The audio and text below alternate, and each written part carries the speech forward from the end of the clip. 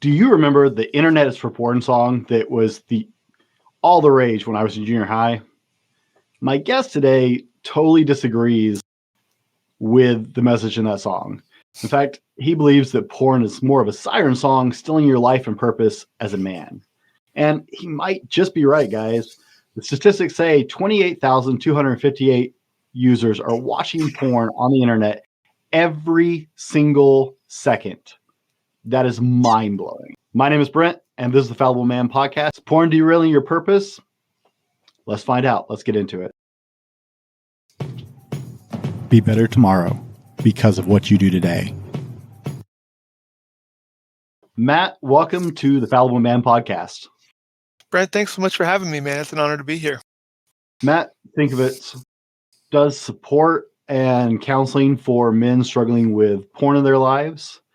So, Matt, I'd really like you to tell my listeners, what do they need to know about Matt as we get started today? Man. Well, so we're going to talk about this. We're going to touch on this conversation around, pornography addiction and the issue that so many men kind of secretly deal with in this country, in this world. And I think just that, I'm speaking to it from my own experience, coming from a 20 plus year compulsive relationship with pornography myself, growing up in the Christian home, growing up in a religious home, not really having a whole lot of freedom or didn't feel a whole lot of freedom around the conversation of sex and some awkwardness, as a kid around the conversation of sex and pornography.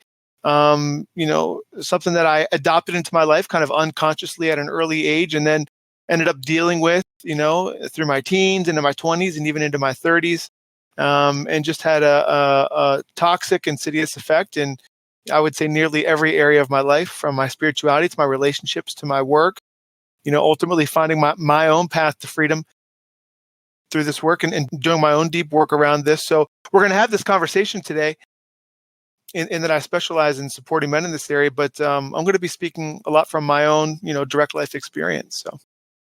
All right. Yeah. So I was doing a lot of research. I try, despite the fact that I don't introduce my guests well, because you are so much more capable about telling people why we're out here talking today than I could ever do digging up information on you. I was doing some research before the show because it's just not something, you're aware it's there all the time, but it's just not something like you do a lot of digging into. Yeah. Right. Everybody's had their own encounters with pornography, but you don't think about it. You don't think of the scale it is. I pulled that number earlier, the 28,258 users per second. It was just mind blown. Mm-hmm. And, the statistics are just insane. They are, man. And another big statistic out there, which is really interesting, is or also mind blowing, is that 50%, I think it's 47% of divorces claim that pornography was a factor that affected or influenced that divorce taking place. I was doing the research. I got to play a little bit of devil's advocate here because, it'd be a boring conversation if we agree about everything. Mm-hmm. And I agree with you about quite a bit of it. But doing the research, I was looking, and there are a lot of people who obviously like porn, right? Yep. And so before we talk about dealing with pornography as a problem, make your argument as to why it's a problem. With so many people who like pornography, you're saying it is a core difficulty or core problem. Where are you basing that from?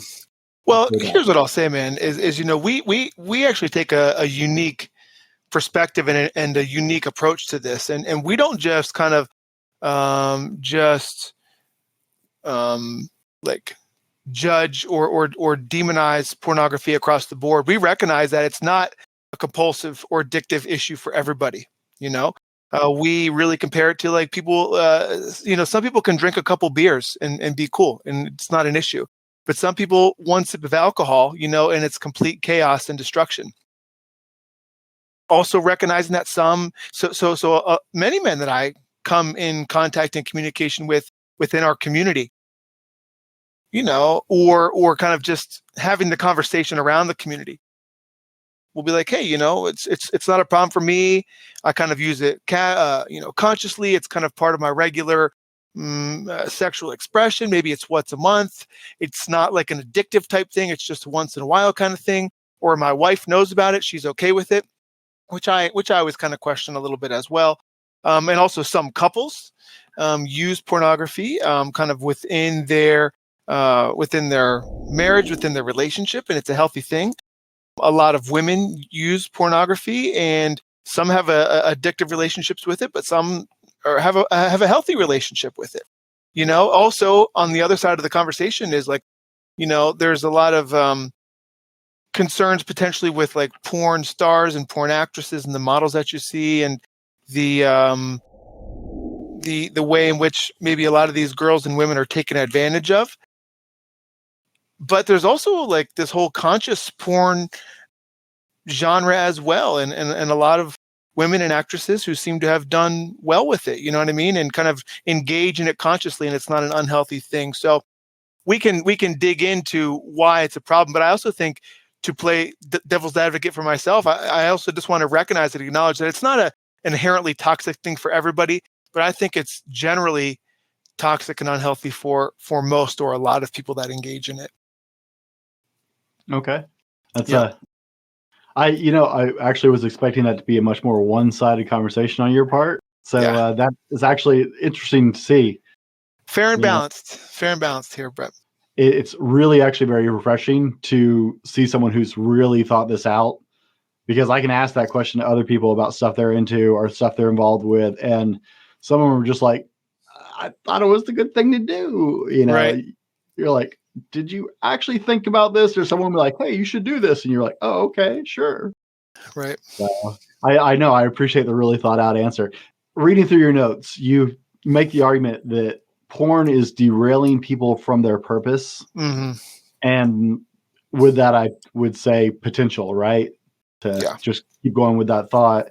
So is it just because for some people it's an addiction or a distraction, or will you expand on that a little bit? Yeah, man.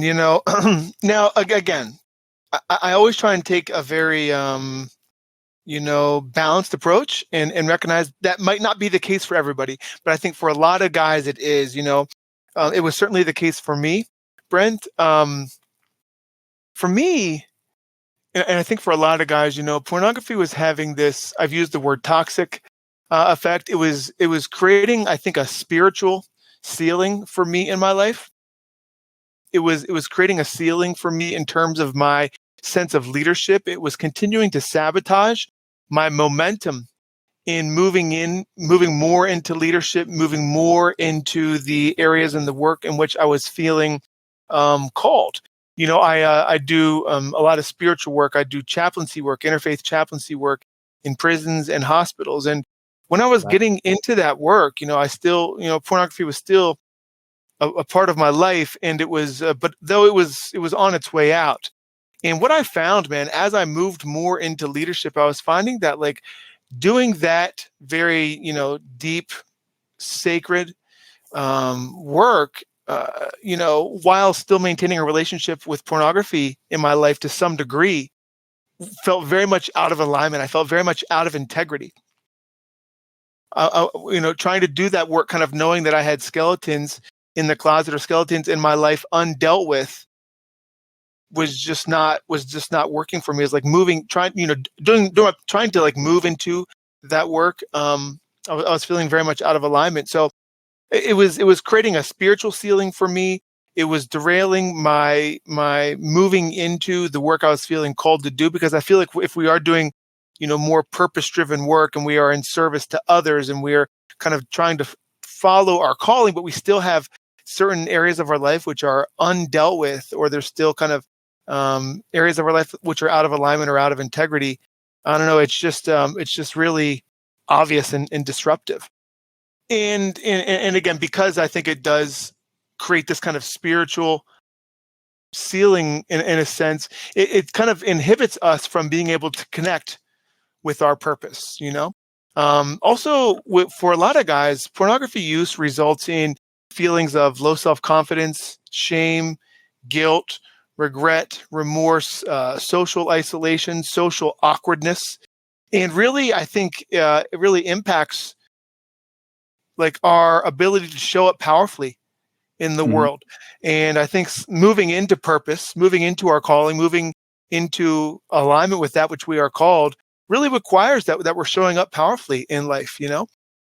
So those are some of the reasons that I think porn affects our purpose. And on the other side of that, a lot of the work that we're doing inside of our community, especially like the group coaching work, we have a 90-day kind of boot camp process we send our guys through. We really, like a big theme in that work, we're dealing directly with the root relationship with porn, of course, but a big part of that work is we're really helping men connect with their why, connecting with their sense of purpose. We find a lot of men either don't have a vision for their life, or they have a vague vision for their life, but they don't believe it's possible. So we find that by helping men connect with purpose and connecting with a more meaningful life, if I'm going to say no to porn, what do I have to say yes to? It really supports them in their long-term porn abstinence journey, which is kind of where our theme, porn to purpose, comes from. So it's kind of a long answer. That's okay. Yeah, if it was a long answer and you said nothing, I thought might be nothing, but I'm good with it. Fair. I once upon a time I was a youth minister. Yeah. And I still work with teens on and off, but I was a youth minister for several years. And one of the things that, I mean, it's almost very surface level for this topic, but I really saw it with the teenage boys develop unrealistic concepts of relationships and like physical intimacy in relationships. I had all these teenage boys who, you know, thought that, hey, that's what intimacy looks like with a real woman. It's like, you know how many lights and cameras and everything are around those people right now. Plus just the general, I think, unrealistic expectation of the women and what's demonstrated there. And that's you know, that's what is given to a lot of boys at a very young age, especially nowadays, cell phones being in their hands at an, you know, earlier and earlier age. So that's their model or their, you know, standard for sex. And I think it's really out of touch with reality in many ways. When I was researching for the show, I was looking at statistics, and one of them was like 40% of searches off mobile devices are for porn. Yeah, for sure. I was like, wow, the internet, porn in your hand. I'm just, you know, looking at that statistic and the amount of searches they had coming out of companies. I read the results on how many searches they were blocking on British Parliament, coming out of the British Parliament offices for porn every year. It was like, wow, no wonder politicians don't get anything done. Yeah. So you have a support group, a Facebook group, right? Yep. Is Porn to a Purpose also a standalone group, or is it solely on Facebook, or is it two separate things from your Facebook group? So our main kind of free support group, where a lot of guys just kind of connect to the conversation initially, is on Facebook. It's called Making Peace with Porn. Okay. Yep. And from that, you know, we developed a coaching company and kind of a coaching program to support men in this journey. Like I mentioned, we do a 90-day journey, and kind of the umbrella kind of coaching company that everything is under is Porn to Purpose. Okay. Yeah, because that really speaks to our process with the guys, you know. All right, guys. Well, we're just getting started with Matt. If you're getting something out of this, be sure to click the like button and subscribe wherever you are, whether you're listening on a podcast platform or on YouTube. Join in the conversation. Comment wherever you can. We love to have people join in the conversation. And I will forward any comments over to Matt if you have questions for him directly, as well as I think he's going to share his email later in the show, possibly, if you're looking for this kind of support, or he may just be directing your Facebook group. We'll see. I have both queued up just in case. But guys, join in the conversation. Let us know. We're going to roll to our sponsor, and we'll be right back. Today's episode brought to you by thefallibleman.com. That's right, it's us. Head over to www.thefallibleman.com and check out our blog, updated twice a week with new content and links to all of our social media offerings. Tag or search us at The Fallible Man or at Fallible Man on Facebook, Instagram, Twitter, and other social medias for daily content. While you're there, check out our attitude swag, shirts, cups, stickers, and more. Again, that's www.thefallibleman.com. Guys, welcome back. We're here with Matt Sinkovitz discussing how porn is derailing your purpose and your potential. Before the break, we were discussing how porn is affecting you negatively and how Matt came to this decision and why he believes that. In this half of the show, we're going to start getting into how to handle porn if it is negatively affecting your life. Well, let's just keep going.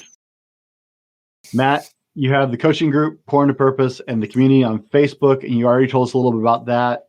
In your experience working with the men you do you find a lot of people don't realize the extent that their relationship with porn is impacting their life? Yep. That's a great question, man. And it's really a matter of awareness, growth in consciousness, and it's much like it's much like a lot of kind of toxic habits or behaviors. Like, for instance, smoking cigarettes. I used to smoke cigarettes, and there was a point in my life when I was up to like a pack a day. And I began when I was a teen, like 17, 18, somewhere around high school. And then, continued up into my 20s and even into my 30s. And it wasn't until I kind of began smoking less that I realized how poorly cigarettes were making me feel, And another example is, I drink a gallon of water a day. Here's my gallon. But a lot of people don't realize how hydrated they are moving through life. And it wasn't until I started drinking, very intentionally, like more water, a gallon a day, that I began to realize how poorly I felt, drinking just a fraction of that a day. And I wasn't realizing how dehydrated I was. I didn't realize why my energy was low and my mind was foggy and I was getting headaches all the time until I started drinking, a gallon a day. And I think a lot of guys' relationship with pornography is very much the same. We're introduced to porn at a young age. I think generally speaking, between ages, some guys as young as 8, even younger, unfortunately, up to age 13, 14, 15, beyond. And we're introduced to it, and it's new, it's exciting. A lot of times there's not a lot of conversation around it. It's, it's arousing and pleasurable. And it's something we kind of delve into unconsciously or unknowingly. And it's not until we grow and wake up a little bit and kind of grow in consciousness, grow in awareness a little bit, and we kind of begin to be able to reflect and kind of notice, oh man, after using porn or when using porn a lot, I kind of feel low energy. I feel depressed. I don't feel very great about myself. I don't feel very confident. I'm feeling socially awkward, maybe sexually awkward, or it's beginning to get really disruptive in some of the kind of key areas of your life. But it really takes someone planting that seed or just kind of waking up to a certain point in life to kind of be able to recognize the detrimental impacts of it. Because a lot of times when we're younger, we're just kind of unaware, So I totally understand what you're saying about it being like smoking, because I was a smoker for many, many, many years. Yeah. And one of the first realizations I had after I quit smoking and would have to quit for a couple of weeks was I had no idea how bad I stunk all the time. Mm-hmm. So I get what you're saying about, you don't notice it at the time, how it creeps everywhere else. Yeah. You mentioned something, it comes in really early. And you said that wasn't a conversation you had in your family growing up. I grew up a minister's kid. This is certainly not something we talked about other than this is bad. Don't do it. Yeah. Right. But for our listeners out there, because we're striving to be better men, whether you're younger, like, in your teenage years or preteen years, or I think almost even more so for an adult, how do you breach this conversation when you realize you might need some help? I mean, this is a very awkward conversation. It is. It is. To bring up even with people who are very close to you, Mm-hmm. right? I mean, I can't imagine like going to my parents about this. when I was young. I would have rather died at the time. Right. Well, I mean, I don't know if a lot of young kids. So, so you talking about when do you breach this? Just at any time in life when you kind of recognize it's a problem? How do you have this conversation, or how do you go about it? Start realizing that this is a problem for you, or it's interfering in your life. Yeah. So for me, I was about, I would say 30 or so, ballpark. Even younger than that, I would say between 25 and 30, I began kind of recognizing, I think in that age range, that it was a problem for me. It wasn't until around age 30 that I was kind of recognizing that it wasn't healthy for me, and that I had made attempts to stop or to quit. If anyone listening, has this kind of relationship with pornography, you can relate to the idea of like kind of being like, you use porn, you ejaculate, you're done, and you're like, you know what, yuck, like I don't want to do that anymore. This doesn't feel like something I want to be doing. And for whatever reason, you kind of get really clear on it being something that you don't want to continue to do anymore. But then a couple of days, a couple of weeks, a couple of months pass, and you kind of forget that, and you find yourself, triggered again, and you find yourself going back. If you can relate to this conversation, maybe you've tried to quit in the past, but you've been unsuccessful. Those would be a couple key indicators. You're kind of recognizing that it's unhealthy for you, and also you've been unsuccessful in quitting, though you've made attempts to do so. Those would be like a couple key pieces. I'm sorry, where were we going with that, brother? Well, once you have that realization, okay, right? yeah, okay, that's good. You clarified that up. That helps. Yeah, good. Understand. Okay. But how do you breach the conversation? Yeah. Okay. Cool. So for me, it was something that I was recognizing was unhealthy for me, and also something I was recognizing that I had tried to stop but was unsuccessful. I would continue to return to, despite some real clarity that it wasn't something that was good or healthy for me. So for me, it began with an internet search, and I've always invested in myself with coaches and mentors. And so I began looking up like porn abstinence coaching, or, pornography addiction coaching. And I found a coach out there, and that was around age 30 or something like that. It wasn't until many years later that I actually went back to that coach and ended up investing in that program. But I think really find someone you can trust, find a community. As I mentioned, the Making Peace with Porn community is a really open, kind of non-judgmental, supportive, and loving community of other conscious men that are doing this work and having this conversation. I think getting into community, getting around others that are having this conversation and kind of doing this exploration for themselves is a big, really important first step. Because porn is one of those things that really thrives in the shadows, it thrives in the darkness. And there's so much shame around it within society that we often deal with it very privately. We feel with it very much alone, and we don't feel at liberty to seek help out about it.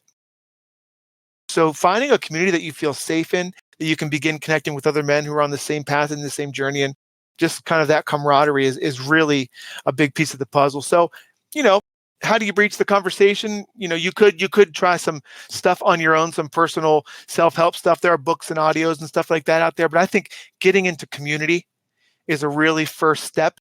And maybe it's an issue and you're not ready to like talk with your partner about it yet, but you could at least get into the community and begin having the conversation with other men, and maybe be guided and mentored and supported as you do begin to approach that subject. I am actually excited. I've seen this topic creeping into more men's groups. Yeah. Besides having my thing, I also am connected with there's a group called the Order of Men. I know it. And the Better Man Project and a couple like that. And you hear about this in there as well, as how it's, disrupting your life and it's not a healthy choice. Yeah. So I'm really excited to see this conversation is actually becoming a thing, right? For a long time, it was the big net. We don't talk about these things, right? Exactly. So it's cool that we're at a point where it's coming to light as far as that conversation. Yes. Now, before we keep rolling, guys, we got to roll the question of the day. Do you personally believe that porn is dangerous or unhealthy, and why? Comment in the comments below. Please share with us. And, we're a community. We want to have this conversation. State your argument. Don't put a bunch of nonsense in it. But I actually want to know. I read all the comments. I reply to almost every comment that comes in. And if it's something that I need to pass on to Matt, I'll pass it on to Matt. But join the community. That's what Matt's talking about right here, is being part of community. When you're dealing with something like this, you're stronger together. And so comment down below, whether you're on the podcast or on YouTube. Let's keep going forward. What do you see when men in your group start to get away from porn? Let's talk about the pros of getting this monkey off your back. That's a great question, man. Yeah. So what are some of the benefits? And that's really the most beautiful part of the work is working with the man and seeing that little transformation from a man that maybe he's 50 years old or in his 30s or 40s, and he's had a 20, 30 year compulsive relationship with pornography, and again, maybe just never realizing or being fully conscious or aware of the impacts of that in his life. And some of the most beautiful work is to begin to see a man blossom again after he is able to create extended periods of abstinence in his life. So some of the bigger things that we see right away: more energy, more clear, clarity of mind, general feelings of just general improved feelings about oneself, greater levels of self-confidence, self-worth, a greater sense of integrity, like in the man looking back at you in the mirror more, being able to look people in the eyes again, with the sense of, or at all, as a matter of fact, so that social awkwardness kind of fades. Rejuvenation in the bedroom. A lot of guys are watching porn and masturbating several times a day, several times a week. And when they go home to their wives, there's no intimacy in the bedroom because they've already expended all that energy and that interest is going elsewhere. So I think a rejuvenation in terms of their intimate relationships. Also, ED is a big problem for guys in our society today. So there's a natural correction that begins to take place in the absence of pornography as well, just in terms of sexual function. So that's a big one. So, I think we could go on and on. Another really big one is just the restoration of relationships again, especially with those closest to us in our lives, our intimate partners. And then the big one, really speaking to this whole idea of porn to purpose.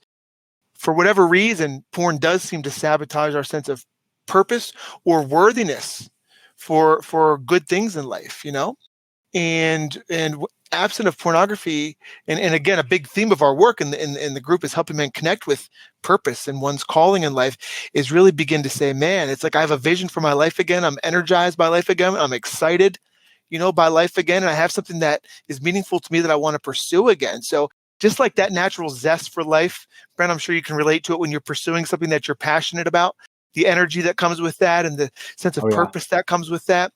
Whenever we begin to remove those things which hold us back, the weeds, as we talk about weeding the garden, man, just like that natural essence begins to flow once again, because we've removed the resistance in many ways, or at least a big resistance.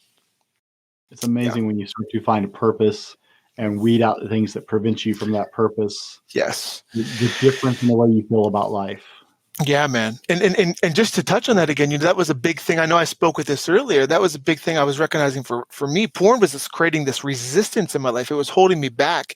And again, I didn't feel worthy of good things. I didn't feel worthy of stepping into purpose. I didn't feel worthy of stepping into leadership because I did feel out of integrity in my life. And it was also sabotaging me, sabotaging my momentum, sabotaging my energy, You'd be doing good for a while, you'd get some momentum, and then boom, back to porn, and then you'd be off for a couple weeks again. Then you got to get your momentum back up and then crash again. Over and over again, we continue to hijack ourselves, hijack our momentum. So yeah, that's a big one in terms of connecting with purpose as well. So what is next for you? What is next for Matt? Oh man, I mean, there's a lot of things I could say about that one, but I'll speak in regard to into our community, in regard to the Making Peace with Porn community. Our vision is to create a community of 10,000, men globally that are doing this work together and supporting each other in this process. So just continuing to grow the Making Peace with Porn community and providing this as a support and service to the rest of the world. also helping just to normalize this conversation and creating a safe space for men to come and have this most important conversation.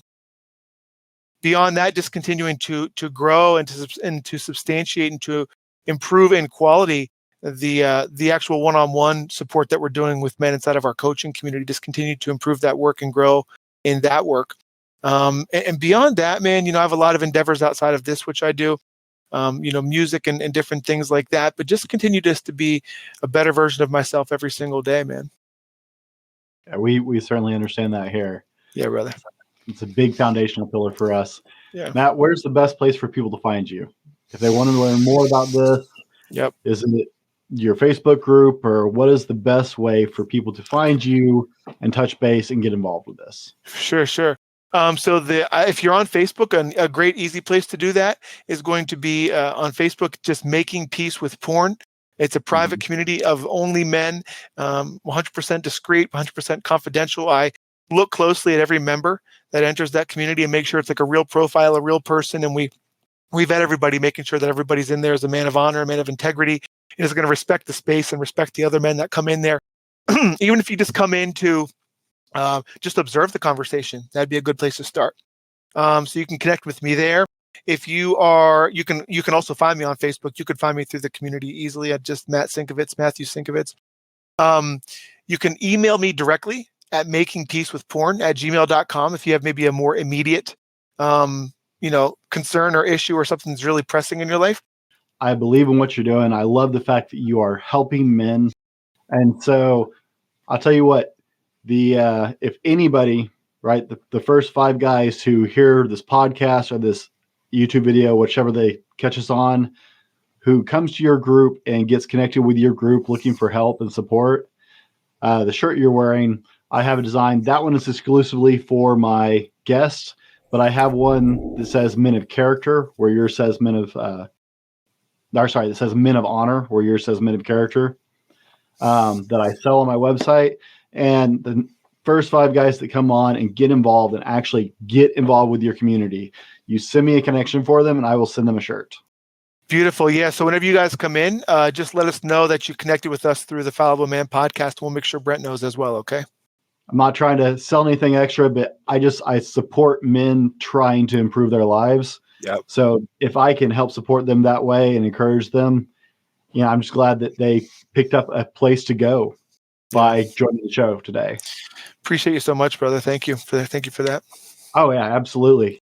We've had this incredible conversation with Matt, guys, and there is so much to unpack. If you're struggling with porn in your life, if you understand that it's doing you harm, guys, please reach out to Matt with his email or on his Facebook group. Reach out in your community where you feel safe, if you have those friends, and shed that one more thing off your back that's holding you back from being the man you want to be. Matt, thank you for joining us on the podcast today. Guys, be better tomorrow because what you do today, and we'll see you next time. This has been the Fallible Man Podcast, your home for everything man, husband, and father. Be sure to subscribe so you don't miss a show. Head over to www.thefallibleman.com for more content and get your own Fallible Man gear.